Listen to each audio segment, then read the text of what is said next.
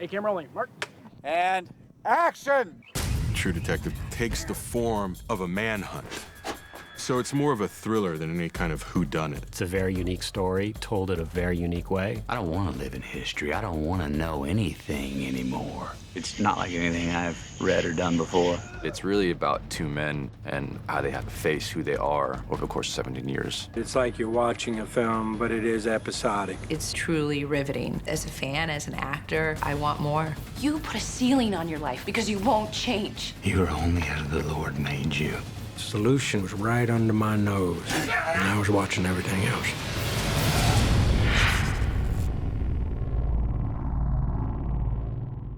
It was January the 3rd, 1995. I'd been on the job about 3 months till then.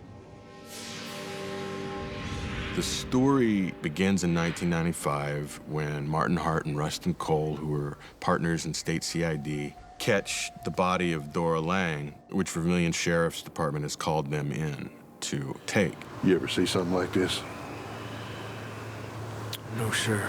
During the course of the show, we kind of try to figure out who it was that killed Dora Lang, and it gets a lot more complicated than expected. It's really the story of what happens in these two men's lives when they come together to solve this murder. Our introduction to the series is our two guys in 2012 being interviewed about this murder. So you want to talk the whole case through or just the end? Whole story from your end, you don't mind. You know, like he said, files got ruined. Hurricane Rita. What he didn't say is that this is about something else. The narrative itself is the 2012 versions of Hart and Cole telling the story of their investigation of the murder of Dora Lang and Cole's later idea and obsession that there might be more people involved.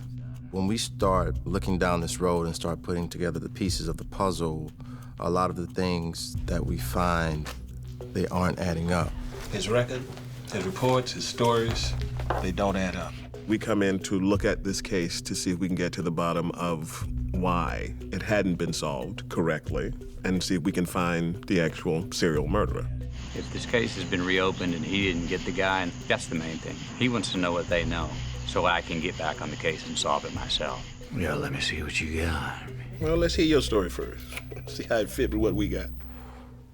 You're down, boss. When you initially meet our characters together, there's quite a lot of butting heads. I'm a very sociable, gregarious person, and he is just the opposite. Cole's a real loner. He's never seeking a relationship early on with Martin Hart. He's not even a guy who wants to have a conversation in the car. Bring him in, Marty. Let's get a good look at him. While they're very different on the page, I really believe they're both tortured, and I think that's what draws them to each other. I think that's what keeps them together for 17 years. I said that your life's in this man's hands, right? Of course you should meet the family. The classic sort of buddy cop film is always based on conflict. Without conflict, you don't have drama. One of the fundamental things I liked with Matthew and Woody is that these are men with children and wives, and they live with responsibility. Watching Matthew and Woody work together, they certainly bring out the best in each other. It's fun to watch them interact because they have a friendship outside of this friendship that they're portraying. Matthew is a really good buddy of mine for a long time, so it's great to get to hang out with him on a daily basis. Every time I think you hit a ceiling, you just keep raising the bar. You are like the Michael Jordan of being a son of a bitch. Writing these actual scripts was very, very difficult. It was 550 pages total, written in about 3 months. I was really gripped by the writing. I thought it was just as good as it gets. I wrote the last 6 scripts after they had been cast and rewrote the first 2 to more fit into their voices. You ever been hunting, Marty? Yeah, 10-point buck year before last. I'm not talking about sitting in a treehouse waiting to ambush a buck come to sniff your gash bait. I'm talking about tracking. Jesus, you're a prick. Every time I read what came out of Rustin Cole's mouth, it turned me on. Everything had fangs to it. I keep things separate. I like the way I can have just one beer without needing 20.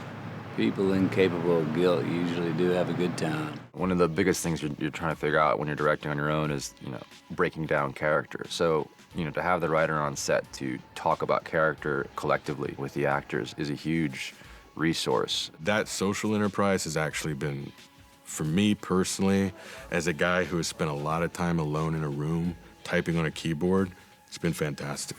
I need something from you. Tonight, I need a good soldier.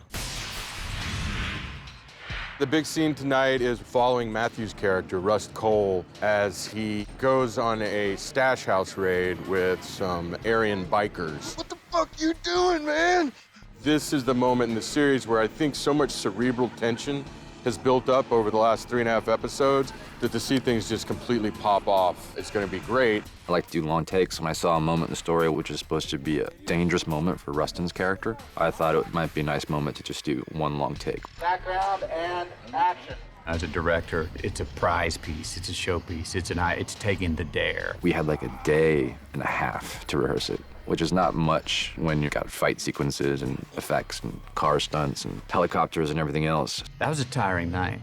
About take 9, Cole was not sprinting across those streets dragging Ginger, and that damn fence got higher and higher and higher every time we climbed it. 7.5 minute shot, it's supposed to be one take. Everybody has to have these beats down locked. We had an extra stunt coordinator brought on, tons of stunt guys, so that the beats I had written not only had to be dramatized, but then expanded upon in certain moments. It is just an amazing amount of prep work. If an AD's late on calling a cue for some extras, and you're 6 minutes into the take and everything else has been perfect, you gotta go back to start, you gotta cut it. The idea is to just stay in the moment and live this 7 minutes of hell with Matthew's character.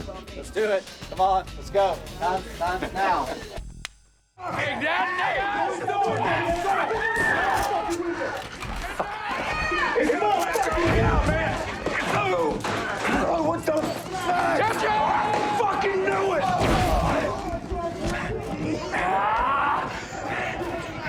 I wish I could have done this from the start, you fucking moron. Come on, man! Fuck, what the fuck are you doing, man? Get the fuck!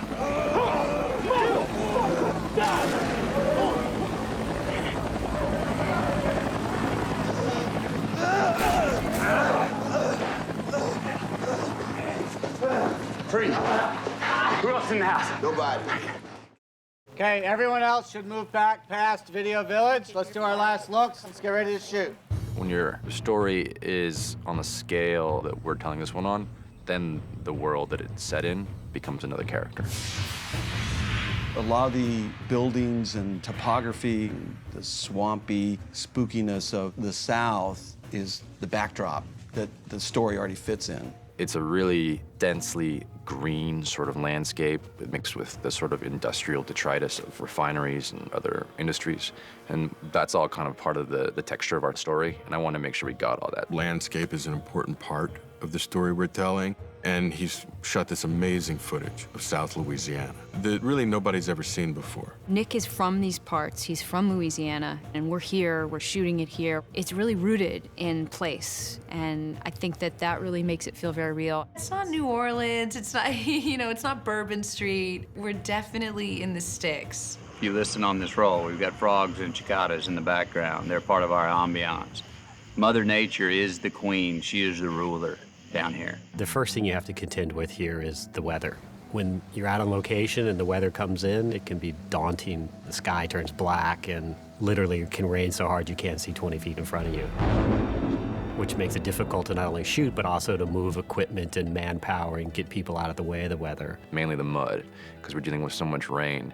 And when you're hauling equipment in and out of places, even to get, 300 meters that way with a bunch of carts that tear up the ground that's supposed to look pristine because it's supposed to be untouched, makes it hard. After you contend with the weather, you have the critters. We regularly employ wranglers that precede the cast and crew through the bush and catch anything that might be dangerous, such as cottonmouths, other poisonous snakes. We had several adventures with wildlife. We pulled a 6-foot alligator out from where we were building. Our greensman did that. Granted, we built the set in the bayou, so it was his set before it was ours, but a 6-foot alligator will definitely get your attention. Something I've never done in my career is we had birds of prey on set. We had an owl and a hawk purely to keep the mockingbirds at bay so we could film because they're very noisy. 2 cameras. A-Mark. And the B-Mark. We're shooting on 35mm film, so I think there's going to be a texture to it that's just going to bleed onto the screen. We have reached the point where film's probably dead, but I wanted one last romance with film before forced to shoot digital forever. And every time you change a mag and stuff, you're like, I asked for this. I asked to shoot film. But I wouldn't have had it any other way. I say stay 35. Okay. Keep a little more claustrophobic. Then I'll come up. As an art director, and as all of us in the art department, we start pretty early on with the director and the writer, and we work with them to come up with the kind of physical concepts of what the show is going to look like. Each set is its own sort of thing, so some we're looking for a location that exists and figure out how to modify that to tell the story that we need. We were trying to find the perfect location for a remote burned church, and the spillway provided this amazing empty canvas where you have a lot of natural beauty, but it's also surrounded by refineries. So we put some roads in, and then we built a church from the ground up that actually looked like it had suffered from a serious fire. Place is trashed. We also built a meth shack. Again, we started with nothing. It was a construction site when we got there, so just sand on the ground. We asked the people to stop mowing, and we sprinkled a little seed and added some of our own plants. In a very short period of time, there's plants knee height. It's pretty spectacular. Part of the procedural nature is there's a lot of investigations of old case files. All those case files have to show crime scene photos, dead bodies. We have created every single crime scene. So we've taken people and we've made them up to be dead with various strangulation, gunshot wounds, stab wounds. Because it's 1995, we wanted to depict them as they were, so they're all taken on film and processed on film. There's no digital stills used until digital technology becomes part of the story. All our photos, all our photo stock, our papers, everything that I've had to do, we've had to try and do it as period correct as possible. Any of these look familiar to you? Now, that looked like something my old auntie taught us how to make when I was a tyke. What are they? Some folks call them bird traps. Old auntie told us that they were devil nets.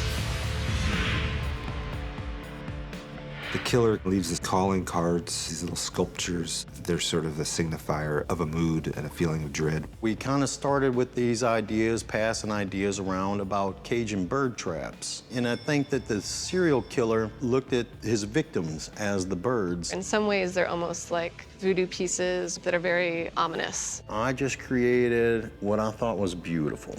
And then you take it out of my studio and put it into a context where the whole dynamic changes. So it's been very interesting that way. Let's get these twig things bagged. Same with the crown. A lot of the research we also did was in the history of rural Mardi Gras. We see these crowns in photographs from different time periods as part of these rural Mardi Gras traditions. This is the original one for the original crime scene. This is what we find Dora with. I started dangling roots off the side, so the roots would be kind of in her hair. The stuff was pretty amazing in terms of what it looked like. It's just creepy, you know. I've never seen that kind of stuff before. Just what is it you think we found, Mr. Cole? Something deep and dark, detectives. Something deep and dark. This story is really about something darker and deeper than a serial killer. It's more of a manhunt for a creature out in the tall grass that you can't see. We got a rabid dog out there, and we got to put him down. You'll go on this journey with these characters and try to put the pieces together. This is gonna happen again, or it's happened before. You will meet some extraordinary characters. You get to care about them, but you also get to be surprised about who they become. The excitement of it is really going to come through.